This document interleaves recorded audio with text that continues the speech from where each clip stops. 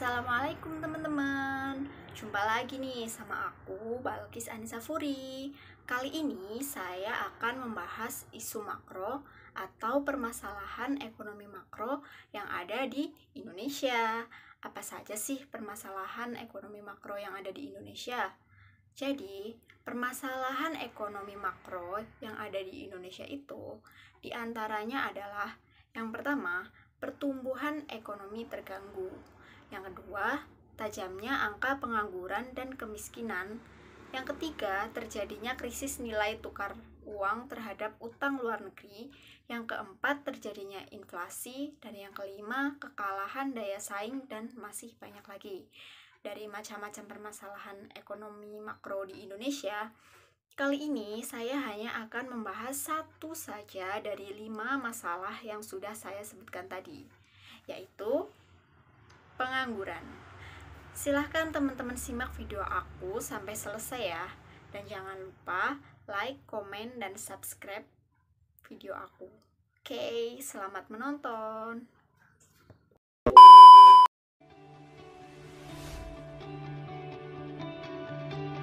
Sejak diumumkannya secara resmi kasus pertama COVID-19 di Indonesia oleh Presiden Joko Widodo di Istana Negara 2 Maret 2020 sampai sekarang, jumlah masyarakat Indonesia yang terpapar virus ini terus bertambah. Ternyata COVID-19 ini sangat memberikan dampak yang begitu terasa bagi masyarakat Indonesia, baik dari segi ekonomi, sosial, maupun kegiatan-kegiatan lainnya. Salah satu yang sangat menyita perhatian di tengah pandemi COVID-19 ini ialah jumlah pengangguran yang pertama. Sejak pandemi COVID-19, tak sedikit perusahaan-perusahaan yang menutup kegiatan operasionalnya. Ada yang sementara, ada juga hingga batas waktu yang tidak ditentukan. Mau tidak mau, para pekerja akan menganggur untuk sementara waktu. Tidak hanya itu, adanya aturan pemerintah tentang social distancing, lockdown, dan PSBB bagi daerah zona merah menyebabkan gerak masyarakat terbatasi sehingga menyebabkan banyak masyarakat yang menganggur. Penyebab angka pengangguran meningkat di masa pandemi karena banyaknya perusahaan-perusahaan yang menutup ataupun ditutup operasionalnya sehingga mendorong perusahaan tersebut mem-PHK karyawannya, di mana salah satu penyebab pengangguran ialah PHK. Adanya lockdown dan PSBB membuat pengguna barang dan jasa atau pelanggan sepi sehingga mengakibatkan usaha-usaha di bidang ekonomi tutup dan menyebabkan mereka menganggur. Adanya rasa takut yang tinggi dan aturan pemerintah untuk di rumah saja selama pandemi ini membuat masyarakat terbatasi dalam bekerja ataupun melakukan usaha sehingga mereka lebih memilih menganggur dan bahkan terpaksa harus menganggur karena aturan tersebut. Secara garis besar mungkin 3 hal tersebut adalah penyebab utama angka pengangguran di masa pandemi ini bisa meningkat pesat. Badan Pusat Statistik atau BPS mencatat jumlah pengangguran sebanyak 9,1 juta orang pada Agustus 2021. Angkanya turun 670.000 dibandingkan dengan periode yang sama tahun lalu, yaitu mencapai 9,77 juta orang. Kepala BPS Margo Yuwono mengungkapkan penurunan jumlah pengangguran sejalan dengan turunnya tingkat pengangguran terbuka atau TPT secara nasional dari 7,07% menjadi 6,49% per Agustus 2021. Badan Pusat Statistik atau BPS menyatakan bahwa hingga Agustus 2021 jumlah pengangguran di Indonesia mencapai 9,1 juta orang, turun menjadi 670.000 dibandingkan periode yang sama tahun lalu. Kepala BPS Margo Yuwono dalam konferensi pers Jumat mengatakan bahwa tingkat pengangguran terbuka di Indonesia turun menjadi 6,49% pada Agustus tahun ini dibandingkan dengan periode yang sama tahun lalu yang mencapai 7,07%. Angka tersebut diperoleh dari survei Angkatan Kerja Nasional atau Sakernas yang dilakukan oleh BPS. Di Indonesia, jumlah pengangguran terus mengalami fluktuasi. Setiap tahunnya, Badan Pusat Statistik atau BPS merilis data tahunan mengenai tingkat pengangguran terbuka atau TPT di seluruh Indonesia. Pada periode 2020 sampai dengan 2021, BPS kembali mengeluarkan data tingkat pengangguran terbuka. Data tersebut menunjukkan bahwa jumlah pengangguran di berbagai daerah mengalami peningkatan dari 2020 ke 2021. Adapun provinsi dengan TPT paling tinggi dipegang oleh Riau dengan TPT sebesar 9,91% per November 2021. Meskipun angka tergolong cukup tinggi, TPT Riau 2021 sebenarnya mengalami penurunan apabila dibandingkan dengan TPT tahun 2020 yang mencapai 10,34%. Selanjutnya, mengenai 8 provinsi dengan TPT tertinggi yaitu Jawa Barat dengan 9,82%, Banten 8,98%, DKI Jakarta sebesar 8,5%, Sulawesi Utara sebesar 7,06%, Maluku 6,93%, Kalimantan Timur 6,83%, Sumatera Barat 6,52%.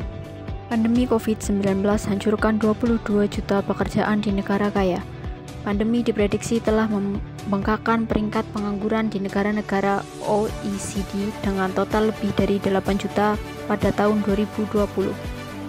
Menteri Ketenagakerjaan Ida Fauziah merespons terkait jumlah pengangguran di Indonesia yang mencapai 9,77 juta orang pada Agustus 2020 atau naik 2,67 juta orang. Ida menilai bertambahnya angka pengangguran tersebut karena lapangan pekerjaan masih sedikit terutama selama pandemi virus corona atau COVID-19. Presiden Joko Widodo menyebut bahwa pandemi COVID-19 bukan hanya berdampak pada persoalan kesehatan, tetapi juga permasalahan ekonomi yang sangat rumit. Selama 8 bulan pandemi terjadi peningkatan jumlah pengangguran, ekonomi pun mengalami resesi. Nah, gimana nih? Kalian pasti sudah lihat kan berita tentang pengangguran tadi. Bagaimana? Apa pendapat kalian mengenai video tersebut? Silahkan kalian tulis di kolom komentar ya. Kalau menurut saya pribadi, setelah melihat berita-berita tadi tentu saja sangat khawatir. Karena saya sebagai mahasiswa tentu saja memikirkan bagaimana saya ke depannya, bagaimana agar saya bisa mendapatkan pekerjaan yang saya inginkan. Sedangkan di sisi lain masih banyak sekali pengangguran yang mencari pekerjaan kesana kemari, tetapi belum juga mendapatkan karena ketatnya persaingan dalam mencari pekerjaan di negeri ini. Lalu kita sebagai mahasiswa, sebagai generasi muda harus bagaimana? Nah, kita sebagai generasi muda jangan terpaku hanya dengan kerja kantoran saja. Jangan terlalu fokus hanya menjadi karyawan yang memiliki bos.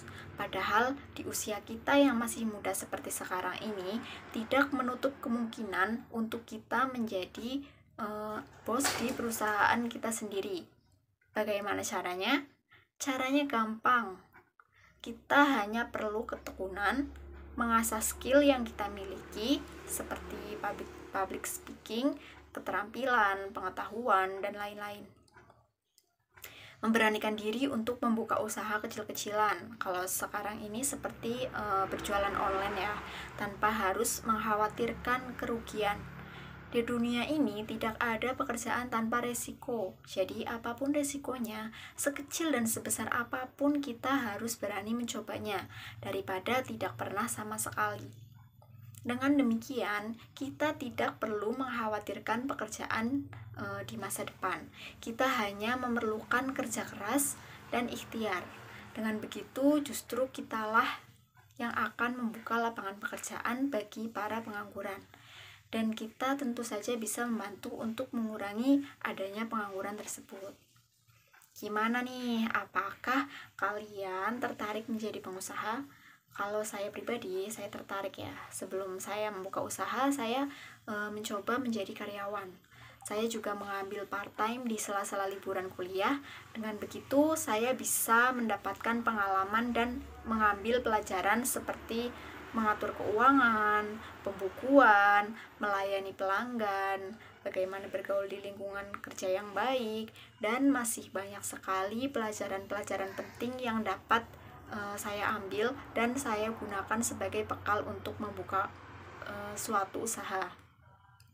Jadi buat kalian jangan khawatir ya, kalian pasti bisa sukses dengan jalan masing-masing.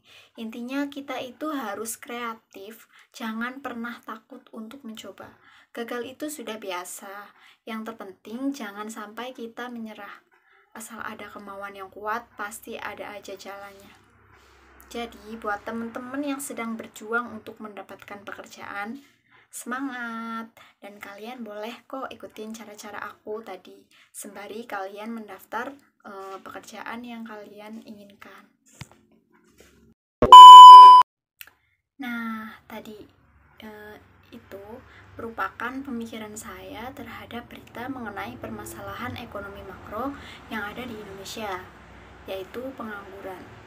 Pesan saya dalam bekerja itu, intinya kita tidak boleh gengsi ya teman-teman. Kerja apapun itu asalkan halal tidak menjadi masalah. Jangan pernah malu. Malulah ketika kalian menjadi pengangguran tetapi tidak ada usaha sama sekali dan tidak pernah ada keinginan untuk maju dan berubah menjadi lebih baik lagi.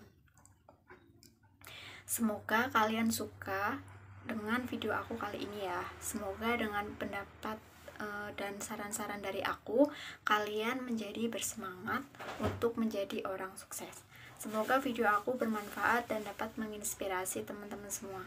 Dan mohon maaf apabila ada salah dan tutur kata yang kurang berkenan. Mohon maaf karena saya juga masih belajar. Harap dimaklumi ya. Sekian video dari aku, kurang lebihnya mohon maaf. Wabillahi taufik wal hidayah. Wassalamualaikum warahmatullahi wabarakatuh.